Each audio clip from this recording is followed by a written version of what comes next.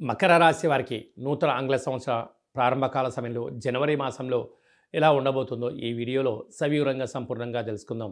మకర రాశిలో ఏ నక్షత్రాలు వస్తాయనగా ఉత్తరాషాఢ నక్షత్రంలోని 2, 3, 4 పాదాలు, శ్రవణ నక్షత్రంలోని 4 పాదాలు, ధనిష్టా నక్షత్రంలోని 1, 2 పాదం కలిపితే మకర రాశి. చాలామందికి పుట్టినటువంటి కాల సమయంలో డేటా బర్త్లు లేనటువంటి వారికి పేరు యొక్క మొదటి అక్షరాన్ని అనుసరిస్తూ ఆ రాశిని తెలుసుకొని ప్రయత్నం చేద్దాం. బో, జా, జీ, జూ, జే, జో, గా, గి అక్షరాల వారందుడు మకర రాశి జాతకులే. మకర రాశి యొక్క అధిపతి శని భగవానుడు.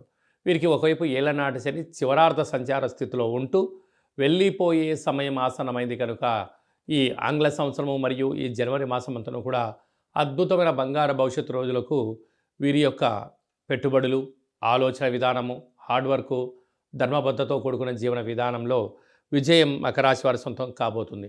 రెండవ స్థానంలో శుక్రుడు శని సంచార స్థితి ఉండడం వలన పెట్టుబడులు, ఆకర్షణ, క్రయ విక్రయాలు, బంగారు ఆభరణాలు అదృష్టానికి వీరే కేంద్ర బిందువులు కాబోతారు. తృతీయంలో రాహు సంచార స్థితి ఉండడం వలన తల్లిదండ్రులతో, అన్నదమ్ములతో, అక్కా చెల్లెలతో సహకుటుంబ సమేతంగా ఉండబడిన వారికి ప్రేమపూర్వకమైన మర్యాదను ఇచ్చిపుచ్చుకోండి. ఆధ్యాత్మిక తీర్థయాత్రలో మకర రాశి వారు పాల్గొనే పరిస్థితి ఉంటుందని చెప్పి గమనించాలి. సంతాన స్థానంలో గురువు బృహస్పతి సంచారం చేయడం వలన పిల్లలు, తల్లిదండ్రులు, ఉద్యోగస్తులు, సహ ఉద్యోగస్తులు, ప్రమోషన్స్ అన్నింట విజయం మకర రాశి వారి యొక్క సొంతం. సప్తమంలో కుజుడు సంచారం చేయడం వలన కుజదోష ప్రభావం కావడం వలన యంత్రాలతో, ఆయుధాలతో, నీటితో, నిప్పుతో దయచేసి చెలగాటం ఆడవద్దు. అలాగనే కుజదోష కారణం వలన మీ జన్మ నక్షత్రం రోజున అష్టమి, పూర్ణిమ, అమావాస్య తిథులు ఎందున కొత్త పనులు ప్రారంభించకపోవడం ఉత్తమోత్తంగా భావించగలగాలి. భాగ్యస్థానంలో కేతు సంచారం చేయడం వల్ల దూరచూపు, ప్రయాణాలు, పెట్టుబడులు, ప్రేమ, వివాహ కార్యక్రమాలంతా కూడా అన్నింటా విజయం. ఈ వీడియో మీరు చూస్తున్నారు అన్నట్లయితే కాళభైరవ స్వామికి ఆశీస్సులు మీ పైన పుష్కలంగా ఉన్నాయని చెప్పి గమనించాలి.